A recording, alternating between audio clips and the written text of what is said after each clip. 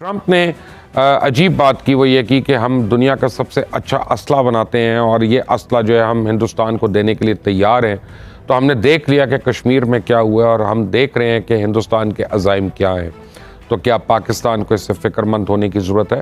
General Ghulam Mustafa اور brigadier Ghazanfar علی نے مجھے کیا، آپ دونوں کا بہت بہت شکریہ۔ یہ کیا ہو رہا ہے سر جنرل صاحب؟ دیکھیے، مجھے کبھی مباشر شک نہیں رہا کہ پاکستان ٹارگٹ ہے، اور اس میں آپ دیکھیے تو ایک انٹرنیشنل لیول پہ جو ہم بات کرتے ہیں کہ امریکہ نے یہ کیا، فلانے نے یہ کیا، میں سمجھتا ہوں اس کو ایک اور اینگل سے آپ دیکھیے کہ ایک ہے اکنامک زائنزم، جو دنیا کو مالی کنٹرول جن کے پاس ہے، وہ بھی انکریج کر رہے ہیں تین قسم کے۔ نمبر ایک تو ہمیں جوئش زائنزم کے بارے میں ہم بات کرتے ہیں، ایک بڑا اسٹرانگ کرسچن زائنزم ہے جو امریکنز کے کہنے کے مطابق جوئش زائنزم سے زیادہ اسٹرانگ بھی ہے اور زیادہ وہ آرتھوڈاکس بھی ہیں۔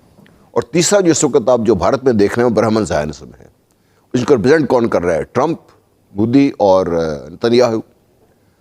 ٹرمپ اور مودی کا الیکشن میں جیت جانا اور اسی طرح نتنیاہو کا ابھی تک بچے رہنا، ادر دین کہ یہ اکنامک زائنزم کے پیچھے ہو نہیں سکتا تھا۔ یہ اگر آپ تینوں کو دیکھیں تو ان کو تھریٹ کس چیز سے ہے؟ تھریٹ ان کو چیز ہے کہ چائنا، تھریٹ ان کو چیز ہے کہ رشیا نہ نکلے، تھریٹ ان کو چیز یہ ہے ان کا جو پیوٹ بن رہا ہے پاکستان، یہ آگے نہ نکل جائے کہیں سے، اس لیے پاکستان نشانے پر ہے۔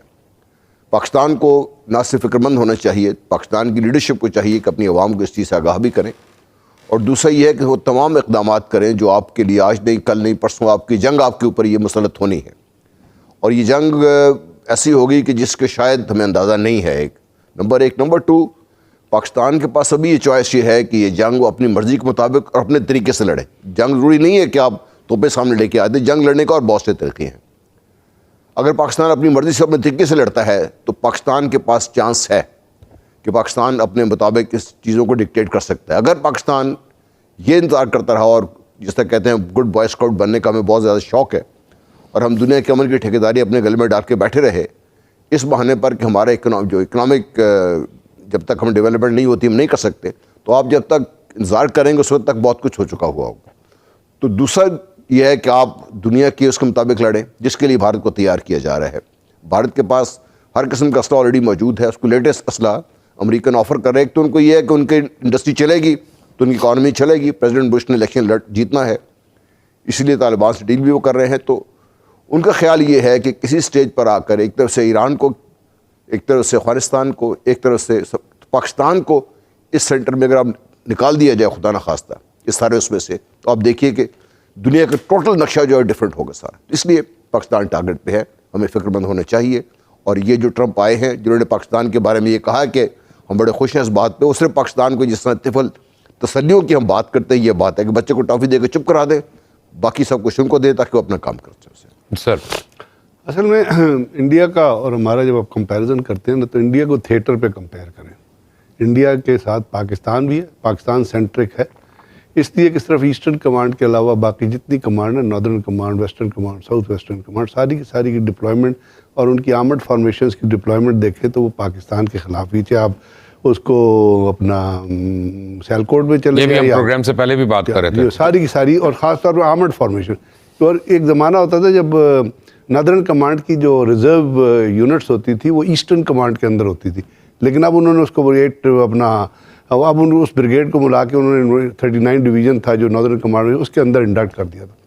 یہ تو پاکستان سینٹرک تو ہے، لیکن جس طرح آپ کیا اس علاقے میں اسٹریٹجک اور جیو پولیٹیکل سچویشن ڈیولپ ہو رہی ہے، اس میں اگر آپ اس دفعہ جو انڈیا کی ڈیل دیکھیں جو امریکنز کے ساتھ کرنے، یونائٹڈ اسٹیٹس کے ساتھ کرنے جا رہا ہے، اس میں ان کے پاس ہے وہ کوئی 6 اپیچی ہیلی کاپٹر لے رہے ہیں جس کی کاسٹ کوئی 796 ملین ہے، اسے 24 وہ لے رہے ہیں رومیو نیول ملٹیپل سرویلنس ایئر کرافٹ، جو وہ لیٹسٹ ہیلی کاپٹرز ہیں، اور اس کے علاوہ 34 اور ہیلی کاپٹرز لے رہے ہیں۔ اب جب یہ ہیلی کاپٹرز کا فلیٹ آپ دیکھتے ہیں، اور اس کی اگلی جو ایک امپورٹنٹ ڈیولپمنٹ ہے وہ ہے جو وہ میزائل شیلڈ سسٹم ان کو دہلی کے لیے، دہلی پروونشل کے لیے امریکہ نے آفر کیا ہے، اور سرفیس ٹو ایئر میزائل کی ڈیل ان کے ساتھ چل رہی ہے۔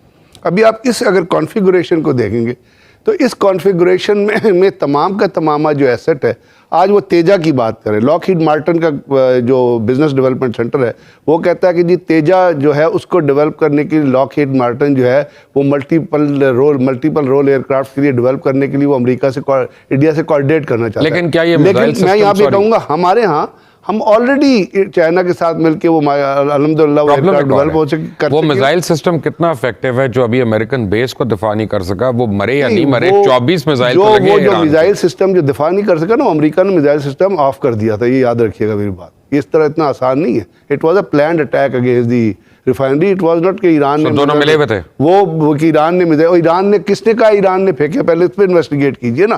تو بات یہ ہے کہ تھیٹر لیول پہ جب آپ دیکھتے ہیں تو اس میں پاکستان کے خلاف جو چیزیں ڈپلائی ہو رہی ہیں, اور جو پاکستان کے خلاف چیزیں ڈپلائی ہو رہی ہیں, وہ اونتی پورا ادھم پور فیلڈ سے لے کے جب آپ اوپر تک جاتے ہیں تو اس میں آپ کو پھر ایسٹس دیکھنے پڑیں گے کہ اس تھیٹر میں جن صاحب سمجھتے ہیں کہ اس تھیٹر میں ان کے ایسٹس کتنے اور پاکستان کے ایسٹس کتنے.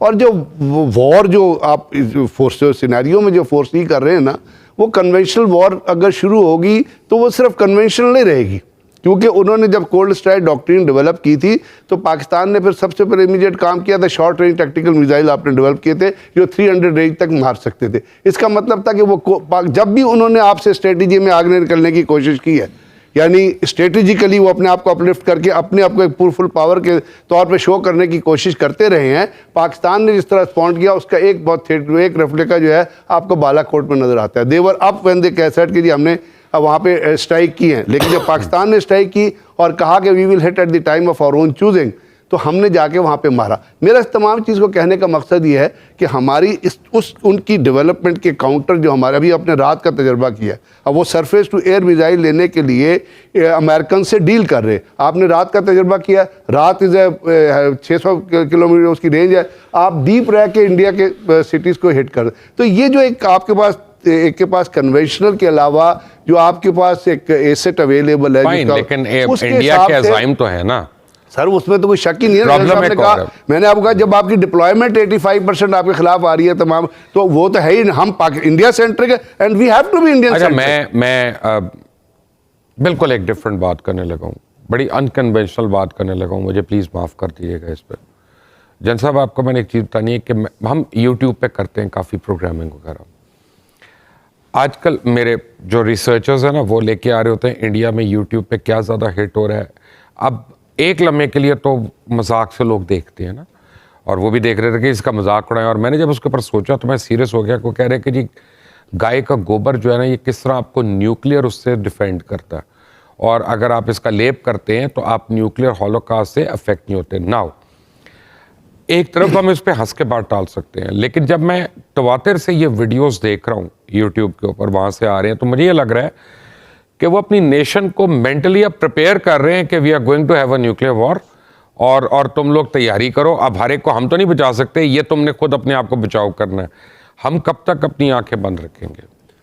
دیکھیے جیسے میں نے پہلے ہی برس کی کہ بھارت کو اس بحر ہند کے جتنا خطہ ہے نا ارد گرد, اس پہ اس کا چوکیدار بنانا ہے امریکہ نے. پہلے انڈین اوشن کمانڈ تھی ان کی, صرف ان کی جو کمانڈ تھی وہ پیسیفک کمانڈ تھی بھارت. اب ان کو پیسیفک انڈیا کمانڈ انہوں نے کر دیا اس سے.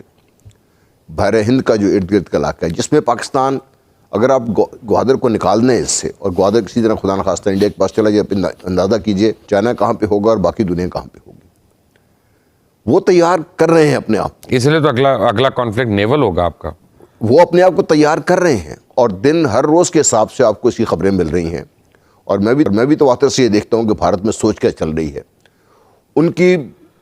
آپ ایک دو تین بیانوں کو مت دیکھیے جو کہ بات کریں, آپ دیکھیے تواتر سے جو چیز انڈر لائن ہو رہی ہے نا, ان کے جنرل سیکرٹری نے کہا ہے کہ اب اکھنڈ بھارت بنانے کا وقت آ گیا ہوا ہے. اور جب اکھنڈ بھارت کی وہ بات کرتے ہیں تو پاکستان تو خیر اس کو لپیٹ میں آتا ہی ہے, وہ اور آگے بھی جانا چاہتے ہیں اس سے. تو تیار تو وہ ہیں, تیاری کر بھی رہے ہیں, اور وہ اپنی قوم کو ایک کچھ میگلومینیا اس میں مبتلا کر دیا انہوں نے کہ ہم ایک بہت بڑی قوم ہیں, ہم ایک بہت طاقتور قوم ہیں, ہم اس خطے کے بادشاہ ہیں, ہماری بات مانے میں رائٹ تو انہوں نے کیا انسٹل. ٹھیک ہے جی, وہ انہوں نے جو اپنے قوم کے ذہن میں ڈال دیا ہے نا, جس سے دیکھیے کہ پاکستان کی ذرا سی چیزوں کا مذاق اڑتا ہے.